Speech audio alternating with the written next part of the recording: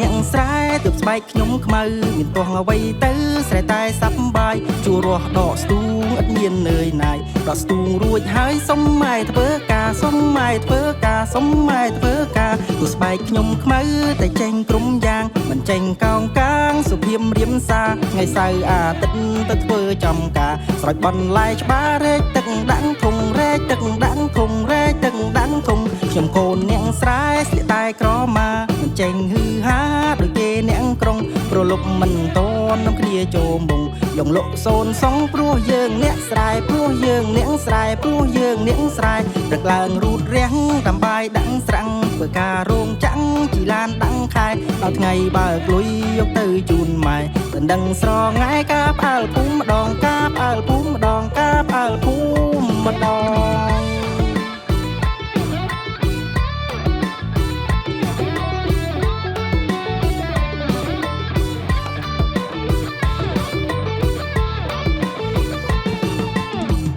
កដឹកលាក់ខ្យល់ស្រូវទុំពេញស្រែបងនឹងមាសស្នេហ៍ការជាមួយគ្នាប្រមូលភោគផលបានច្រើនហូរហៀបានអូនជាគ្នាច្រូតស្រូវពីរនាក់បងបោកអូនបែនសែនមានក្តីសុខស្រូវពេញជុងរុកទុកពូជ10តៅកឋិនវត្តយើងល្ងាចថ្ងៃសៅរ៍ជុំជុំញាតផៅហើយកឋិនជុំគ្នាឆយ៉ាំទីងមងទីងមងទីងមងឆយ៉ាំទីងមងទីងមងទីងមងឆយ៉ាំទីងមងទីងមងទីងមងឆយ៉ាំទីងមងទីងមងទីងមងទីងមងទីងមងទីងមងទីងម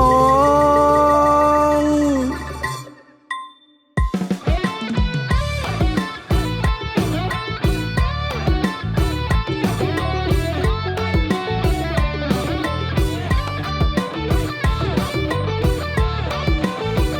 ខ្ញុំជាអ្នកស្រែទើបស្បែកខ្ញុំខ្មៅមានទាស់អ្វីទៅស្រែតែសប្បាយជួររស់ដកស្ទូងឥតមាននឿយណាយដកស្ទូងរួចហើយសុំម៉ែធ្វើការសុំម៉ែធ្វើការសុំម៉ែធ្វើការទោះស្បែកខ្ញុំខ្មៅតែចេញក្រុមយ៉ាងមិនចេញកោងកាងសុភីមរៀមសាថ្ងៃសៅរ៍អាទិត្យទៅធ្វើចំការស្រោចបន្លែច្បាររែកទឹកដាក់ធុងរែកទឹកដាក់ធុងរែកទឹកដាក់ធុងខ្ញុំកូនអ្នកស្រែស្លៀកតែក្រមាមិនចេញហឺហាដូចគេអ្នកក្រុងប្រលប់មិនតននឹងគ្នាចូលមុងលងលក់សូនសងព្រោះយើងអ្នកស្រែព្រោះយើងអ្នកស្រែព្រោះយើងអ្នកស្រែព្រឹកឡើងរូតរាំងតាមបាយដាក់ស្រាំងធ្វើការរោងចាំងជីឡានដាក់ខែដល់ថ្ងៃបើកលុយយកទៅជូនម៉ែមិនដឹងស្រងាយកាផ្អើលភូមិម្ដងកាផ្អើលភូមិម្ដងកាផ្អើលភូមិម្ដង